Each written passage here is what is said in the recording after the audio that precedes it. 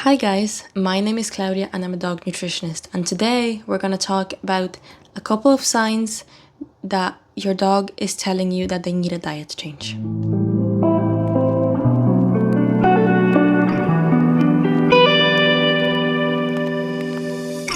So let's talk about the couple of things that your dog is indirectly telling you that there's something wrong with their body and they need more support in their body.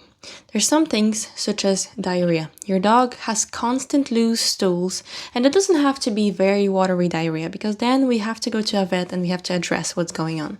But when your dog is constantly having loose stools and you constantly kept changing their wet food, you kept changing their kibble, and it just wasn't improving at all. And every single time, obviously they have a bowel movement, but it's just not at the right consistency. And you went to the vet, they gave you gastrointestinal food, and it just hasn't made a difference. And you decided to go the dog nutrition route, and you changed your diet to a home-cooked diet or raw food diet or a kibble that you've never seen in your life in a pet store, and you changed it and your dog's bowels got better, on top of supporting their gut with probiotics. And, that's just one example of how it can be changed. And then the next ones we have yeasty paws, hot spots, and itching on their body, which can be to do with allergies. Those allergies can come from proteins, they can come from fruits, vegetables, they can even come from environmental allergies such as grass and pollen.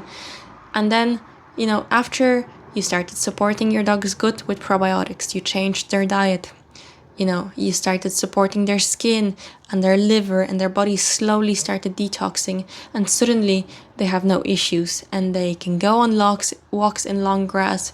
You just, clean their paws once you come back home, or you avoid even some grassy areas if they're very sensitive, and your dog's skin gets better. And it's not really a quick fix. You can't just, click your fingers and fix it. It takes a couple of weeks for your dog's diet, for your dog's gut to be fixed or to improve. And then another one that we can have is with food refusal. So when your dog starts refusing food, you know that something is really wrong. And you go to a vet, you check their bloods, and their bloods are perfectly normal. So you don't really know what to do. Your vet just tells you, just leave the food out, and you start leaving it out all day on the floor. And they kind of nibble at it during the day. They kind of nibble at it during the night. But they don't really have a consistent routine when it comes down to feeding, twice a day or once a day. So then you start changing their food. You kind of start adding extra protein sources. You rotate their protein sources, at least 3 times a week. You start adding, again, probiotics into their gut system to improve their gut. Because a lot of the times, if the gut is compromised in your dog's body, they will show a lot of those signs. So once you start adding those probiotics, prebiotics, you start supporting their body in a gentle detox way, then your dog starts improving. So that's basically it for this video. All I wanted to tell you about is how a fresh food diet, and the main thing, which is probiotics and prebiotics, what they can do to improve your dog's life.